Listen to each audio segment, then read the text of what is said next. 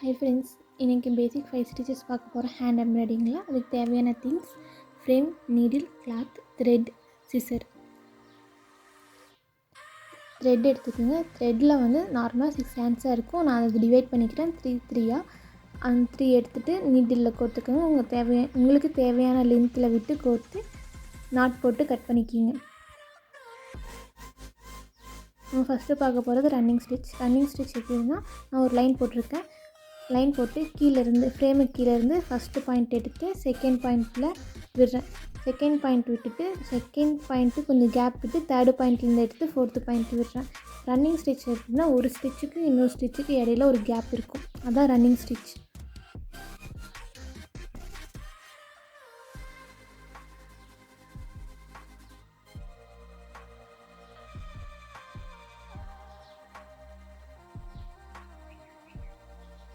Running ஸ்டிச்லேயே வந்து 2 method use பண்ணுவோம். Second method எப்படின்னா, நம்ம வந்து ஃபேப்ரிக்கில் நீட்டில் வந்து இன்டர்லூப் பண்ணி நம்ம வந்து ஸ்டிச் பண்ணுவோம். அது எப்படின்னா, ஃபஸ்ட்டு பாயிண்ட்லேருந்து நீடில் எடுத்து செகண்ட் பாயிண்ட் வழியாக விட்டு தேர்டு பாயிண்ட்லேருந்து எடுத்து ஃபோர்த்து பாயிண்ட். அந்த விடுறதுனா நம்ம ஃப்ரேமுக்கு கீழே நீடில் போகவே கூடாது. அந்த கிளாத்தில் மட்டும் இன்டர்லூப் ஆகிருக்கணும்.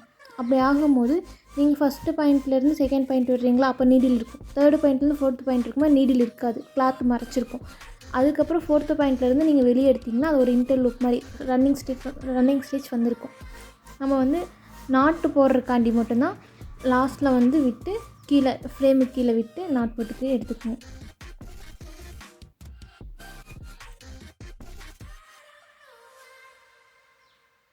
செகண்டு பேக் ஸ்டிச் பார்க்க போகிறோம். பேக் ஸ்டிச் எப்படின்னா, ஃபஸ்ட்டு பாயிண்ட்லேருந்து செகண்ட் பாயிண்ட்டில் நீடில் விட்டுக்கிட்டிங்களா, அடுத்து தேர்டு பாயிண்ட்லேருந்து எடுத்து செகண்ட் பாயிண்ட்டில் நீடில் விடணும். விட்டு மறுபடியும் ஃபோர்த்து பாயிண்ட்லேருந்து எடுத்து தேர்டு பாயிண்ட்டில் நீடில் விடணும். விட்டு பேக் சைட்லேருந்து ஃப்ரேம்லேருந்து எடுத்து ஃபிஃப்த்து பாயிண்ட்லேருந்து எடுத்து ஃபோர்த்து பாயிண்ட்டில் நீடில் விடணும். இதான் வந்து பேக் ஸ்டிச். பேக் ஸ்டிச்லேயும் 2 மெத்தட் இருக்குது.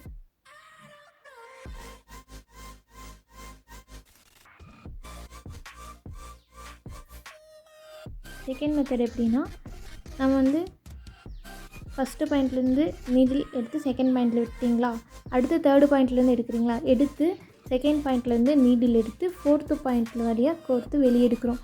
ஃபோர்த்து பாயிண்ட்லேருந்து தேர்டு பாயிண்ட்லேருந்து நீடில் விட்டு ஃபிஃப்த்து பாயிண்ட்லேருந்து வெளியே எடுக்கிறோம். அப்படி வரும்போது உங்களுக்கு என்ன ஆகுதுன்னா, ஃபஸ்ட்டு பாயிண்ட்லேருந்து செகண்ட் பாயிண்ட்டில் விடும்போது உங்களுக்கு லூப் ஆகி தேர்டு பாயிண்ட்டில் வந்து லூப் இருக்காது, அந்த கேப் இருக்கும். ரன்னிங் ஸ்டிச் மாதிரி ஒரு கேப் இருக்கா, அதுதான். உங்களுக்கு வந்து செகண்ட் மெத்தட் ரொம்ப ஈஸியாக இருக்கும். ஏன்னா எல்லாத்துலேயுமே ரன்னிங் ஸ்டிச் ஆகட்டும் பேக் ஸ்டிச் ஆகட்டும் செகண்ட் மெத்தட் வந்து ஈஸியாக இருக்கும். நம்ம அது வந்து ஃப்ரேமுக்கு கீழே வந்து நீடில் விடவே தேவையில்லை. நம்ம ஃப்ரேமுக்கு கீழே நீடில் விடணும்னா நம்ம வந்து நாட் போடுறதுக்காண்டி மட்டும் அந்த நீடில் யூஸ் பண்ணுவோம், கீழே விடுவோம்.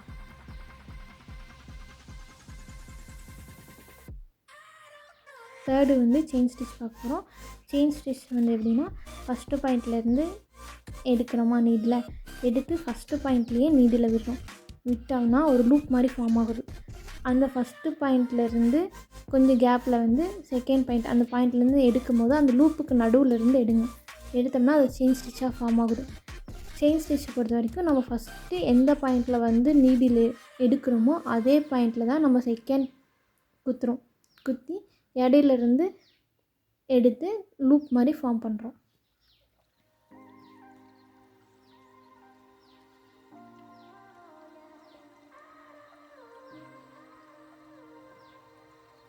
செயின் ஸ்டிச்சுக்குமே செகண்ட் மெத்தட் இருக்குது.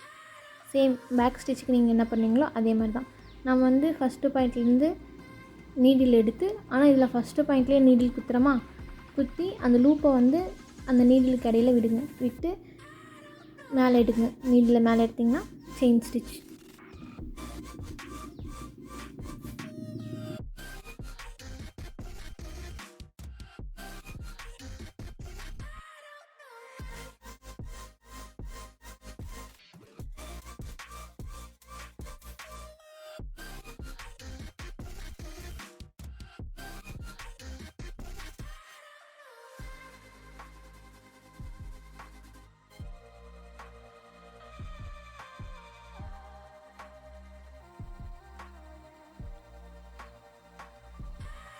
நம்ம ஃபோர்த்து பார்க்க போகிறது சாட்டின் ஸ்டிச். சாட்டின் ஸ்டிச்சுக்கு நான் 2 லைன் போட்டிருக்கேன்.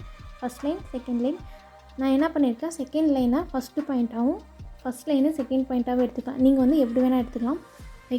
ஃபஸ்ட் லைனை வந்து ஃபஸ்ட்டு பாயிண்ட்டாகவும் செகண்ட் லைனை செகண்ட் பாயிண்ட்டாகவும் எடுத்துக்கலாம். நான் என்ன பண்ணியிருக்கேன், கீழேருந்து நான் மேலே வந்து நீடில் விட்டு எடுத்துருக்கேன்.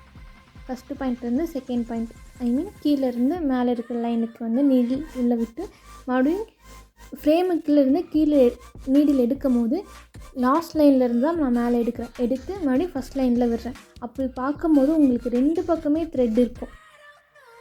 2 பக்கமே த்ரெட்டு இருக்கும் ஈவனாக.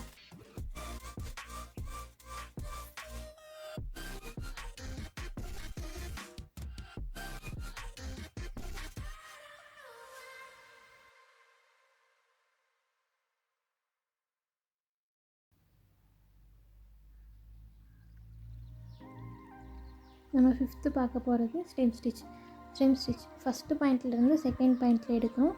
ஃபஸ்ட்டு பாயிண்ட்டுக்கும் செகண்ட் பாயிண்ட்டுக்கும் நடுவுலேருந்து நீடில் எடுத்து தேர்டு பாயிண்ட்டில் விடுறோம். செகண்ட் பாயிண்ட்டுக்கும் தேர்டு பாயிண்ட்டுக்கும் நடுவுலேருந்து நீடில் எடுத்து ஃபோர்த்து பாயிண்ட்டில் விடுறோம்.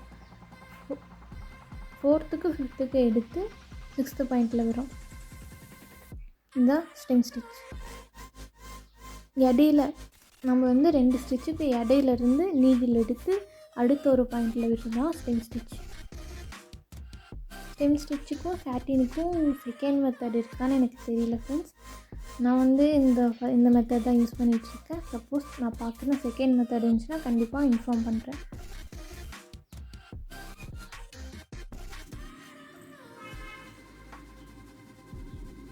இன்றைக்கி நம்ம வந்து ரன்னிங், பேக், செயின், சாட்டின், ஸ்டெம் 5 ஸ்டிச்சஸ் பார்த்தோம். இந்த 5 ஸ்டிச்சஸ்க்கும் நான் வந்து தனித்தனியாக டிசைன் போட்டிருக்கேன். அந்த டிசைனை வந்து நான் ஆன்லைனில் அப்லோட் பண்ணுவேன். டிஸ்கிரிப்ஷன்லேயே லிங்க் கொடுக்குறேன்.